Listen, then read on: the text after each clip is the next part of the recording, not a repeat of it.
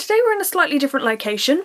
Not really sure why, but you can kind of see my vanilla orchid plant around here. It's just hanging out here. So basically, last week I added some water into the tank. Now, I'm pretty sure most people recommended still or spring water. I don't know if that's the same thing, right? Because I never use bottled water. If I'm drinking, I drink it from the tap. So I don't understand bottled water. So someone will say, only use spring water, don't use still water. But then the only water I can find is called still spring water. And then people say don't use mineral water. But then this water that says it's only water then tells me all the minerals in it. So I'm confused. Okay, I can tell you anything about leopard gecko, but I can't tell you anything about bottled water. But that was a week ago and they're still alive, so that is obviously a good thing. One thing happened whilst I was trying to film them last week is Diego got a little bit jealous. Whenever I film near his vivarium, he pops his head up, he wants to come out, have a look at what's going on. But yeah, he sort of invaded. Now, the reason I didn't bother uploading last week is because genuinely all I'd added in that video is water, and besides that nothing else had happened, and I felt kind of... it didn't feel right to me to just add a video of that because genuinely there was nothing really else to update on. But I had a bit of a breakthrough of an idea as to why we aren't having any eggs really hatch. Now, I was talking to someone and they said that with fish eggs it's good to have them keep moving around the tank. I don't know if that's true. Once again, I don't really know too much about fish, but it was a suggestion that maybe if this tank is more aerated, the eggs will move a lot more and possibly they'll hatch. And I was looking down in a list of things that they recommend for like good conditions, and they say make sure the temperature's right, they get enough light, they're getting food, it's clean, and they've got oxygen. Now, I'll be the first to admit, when it comes to the oxygenating the water, I'm not very good. I leave this usually in the windowsill so it gets all its light, it gets all of its heat, but I don't oxygenate it very much. So this may be our major problem. So obviously I've got this pump thing, and that's what I'm going to do basically up until next Tuesday or Wednesday, depending on when I do this, because I will have to edit it to go up on the Wednesday when you're watching this video. I'm going to do it every single day and see if that makes a difference. So I'm going to start today. Today is Thursday, so let's go.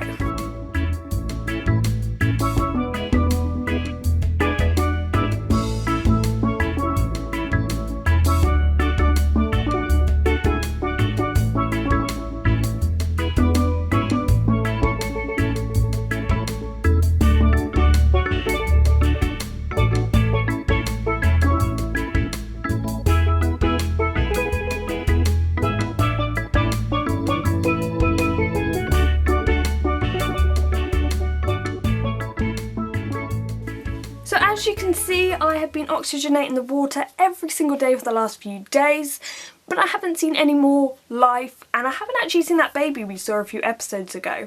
Now, this doesn't necessarily mean they're not there, because the babies are very small, they're almost see-through, and sometimes you've just got to get the light to hit them perfectly to be able to see them.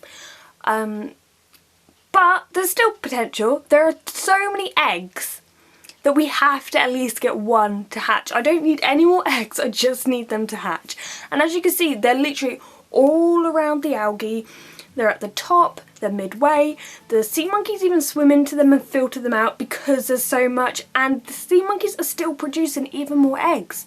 It's actually insane how many eggs I have. According to the Sea Monkey website, there has to be 4 main things have to be perfect in order for them to hatch. Number 1 is oxygen, check. Number 2, light, check. Number 3, food, check. Number 4, warmth. Now, they're not kept in a cold place, but I guess if we increase the temperature just a little bit, that might encourage them to hatch out. Now, I am going to put a little heat mat underneath their tank just to raise that temperature, at least the floor space of that temperature a little bit, see if that makes a difference. Another thing to consider is these eggs can remain in this state for 50 years, so they're in no rush to hatch out at all. Also, one thing you may have noticed is on Felicia there's like a little black piece, and basically I looked it up and it's quite a rare condition where they just didn't molt quite correctly because they constantly molt as they grow, and that's just still attached to her. I don't really think we can remove that because we may accidentally take out some legs, and I don't think she can regenerate them, but it doesn't seem to hinder her. She seems to swim well, she's still producing eggs and eating and doing everything normal like a sea monkey. She just has a little feature, so that's perfectly fine with me. By the way, if the water looks a little bit dirty, it isn't actually dirty, it is just how I've set up my lighting system.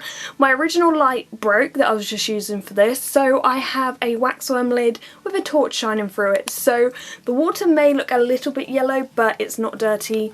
The algae at the bottom is perfectly fine because that's what the sea monkeys eat. So yeah, other than all of this, everything's going fine with them. As you can see, tons and tons of eggs still in them. And yeah, I'm going to leave the heat mat underneath them. If anything hatches before Wednesday, which isn't very long away, I will tell you in this video. If not, wait for next week's video and I'll let you know.